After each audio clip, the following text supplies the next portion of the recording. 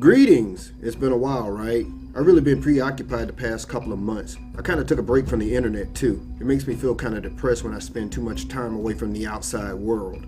It is so much going on in the past few months that it's almost hard to keep up. Is it me or are the distractions coming in harder and more frequent than usual? They are really desperate and they're trying to hide something. This video is the hardest I had to make because when I come close to finishing, there's more distractions that follows. And if that's not a kick in the nuts, my outline program where I saved all my work crashed. I lost everything. I had to start the whole thing over from scratch using only what I can remember. This is the third time this program crashed and is always when I'm doing a YouTube video. All my other work remains. I'll let you come to your own conclusion on that. Let's go back to October 2nd because this is where it seems all the distractions started picking up speed. Unless you were living under a rock, you should have heard the story of Saudi-born Washington Post writer Jamal Khashoggi being killed and dismembered by a team of Saudis in Istanbul, Turkey. It is believed that his killing was a hit ordered by Saudi Crown Prince Mohammed bin Salman. This is a serious matter. This story started grabbing national attention. So what did they do? They started flooding social media with the story of John Allen Chow, a Christian missionary worker who was killed visiting the remote North Sentinel Island where the inhabitants are known to attack outsiders. It's been reported that the tribe on the island has been around for 30,000 years, which I don't know how they figured that out. The Chow's family posted on his Instagram page saying that they forgave his killers and asked that those who helped him to be released. To be honest with you, I don't know about this story. Something seems off about it. But before you get any bright ideas about it, the powers that be throws another attention grabber. The California fires. These fires have been burning for months, but it's the top story now. Did you know they were all contained before Thanksgiving? These fires discriminate too. They pick and choose what to and what not to burn. Some burn just the trees, some burn houses and leave the trees next to them unscathed. Something was set in these fires. For what purpose? I can't say. There are rumors that the fires line up to the sites of the proposed high-speed rail that was supposed to be built there. I say supposed because now California can't afford it. What's interesting about this high-speed rail, the first phase near billion-dollar contract bid was won by none other than the husband of Senator Dianne Feinstein, Richard Bloom.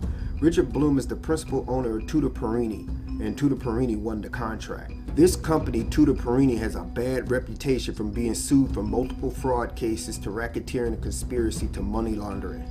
Makes you wonder how that company won that bid. The stock market's acting erratic. I mean, they keeping everyone distracted. And if that isn't enough, once the fire story starts dying down, it's time for Kevin Hart.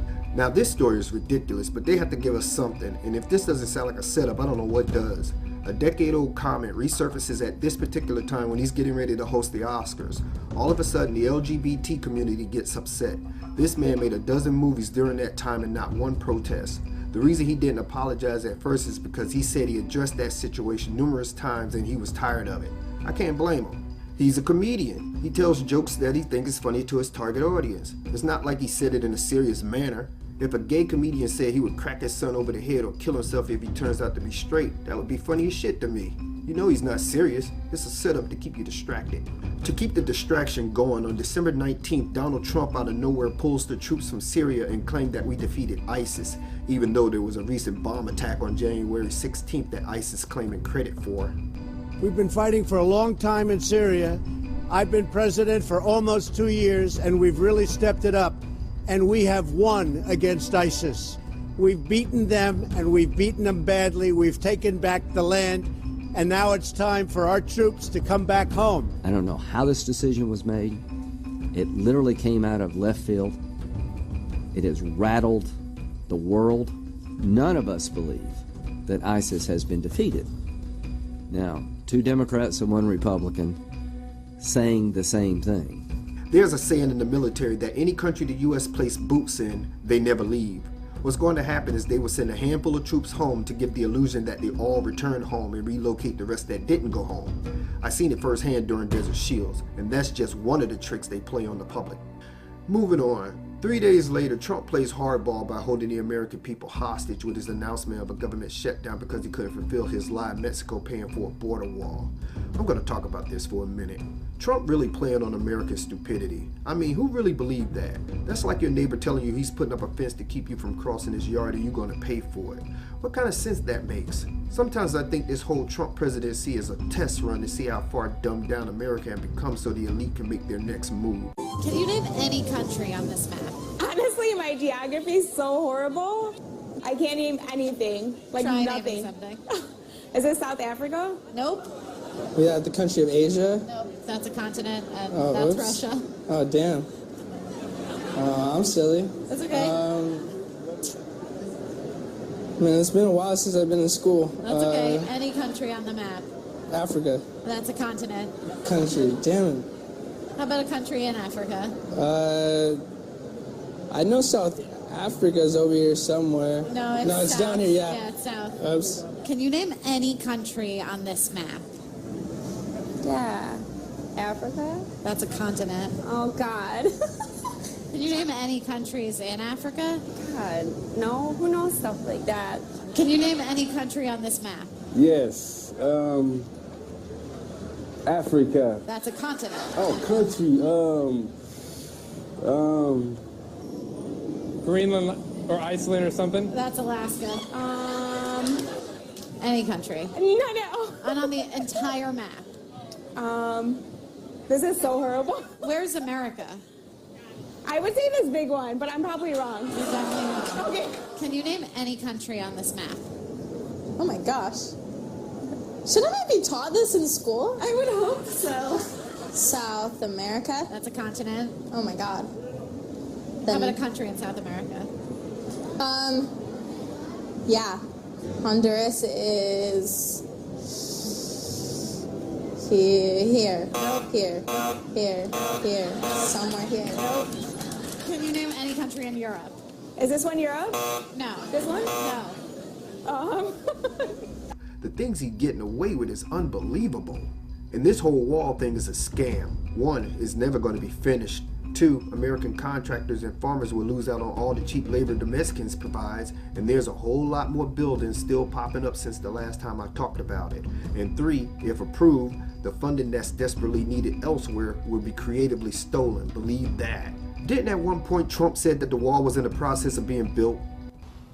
A lot of wall has been built. We don't talk about that, but we might as well start because it's being built right now, big sections of wall, and we will continue that. And that was President Trump during that contentious Oval Office meeting with Democratic leaders Chuck Schumer and Nancy Pelosi. He's claiming there that the border wall that he promised during the campaign and for the first 2 years of his administration is being built. Now, this is not a new claim. Here's the president just a few months ago at a rally in June. Oh, it's happening. It's not build that wall anymore. It's continue building that wall because we're building. Look at this.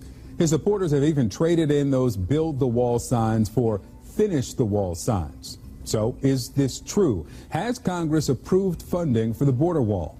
Well, here are the facts. The week President Trump signed a major funding bill in March, he tweeted, "Got $1.6 billion to start wall on southern border." He's referring to this section of that huge funding bill. Nearly $1.6 billion for U.S. Customs and Border Protection procurement, construction, and improvements, paying for 6 projects along the border. Not one of them is a border wall. Look, fencing, fencing, fencing, fencing, planning and design, and technology. No mention of a border wall. In fact, there's no mention of that phrase in the entire law. I checked. So, which one is being built? Not one of them. Because the same funding bill that allocated $1.6 billion that the president brags about also says that money can only be spent to build designs deployed the prior year. So no money to build anything new, no new wall designs, not the concrete barrier that candidate Trump promised, certainly not one of the prototypes. I mean, get this, he toured them in March 13th, and then 10 days later he signed the bill that made it illegal to build them. He's running a game on you. He gives good reasons for a wall too, saying it would stop Mexican gangs from entering. But what gang isn't in America? This country has them all. Another good reason he uses that the Mexicans would take American jobs. Sounds good, till you remember that he had the carrier plant sent to Mexico. On top of that, putting 800,000 Americans without a paycheck. Who was he hurting the most? Them or us? For a promise he couldn't keep. Who does that to his own people? We're not his people, and it amazes me that his supporters don't see that. Hell, his supporters, in an attempt to make him not look bad, created a GoFundMe page for his wall, which I wouldn't be surprised that the government started that page. Sounds racist if you ask me to go out your way to pay for a wall with your own money that you don't have to. How long that border been unsecured and you never had a problem? I never heard of any Mexicans bombing government buildings. Let's see if those same people put up a GoFundMe for the unpaid workers. The Mexicans, being the comedians they are, counter with their own GoFundMe. Real or not, that's funny. 6 days after the government shutdown, conveniently, a Mexican illegal immigrant kills a cop during a traffic stop. And of course the cop is a man of color. We all know how that goes. Just when I finally think I could wrap this video up, R. Kelly makes headlines again. You all know the story. When will it end? Distractions back to back to back. So what are they desperately trying to keep us from finding out? Could it be Nibiru? Because more strange things is happening in our solar system. Could it be the Trump investigations? More and more evidence is piling against him. I gotta give it to him. Trump is very good at tap dancing his way out of trouble, but he needs help to do it. But his help is running thin and he's tap dancing his way into a corner. It's only gonna get worse. But could it be all this distraction is over one man with very little power, Jamal Khashoggi, where it all seemed to begin? Remember earlier I said this is a serious matter? It's way more serious than you can imagine.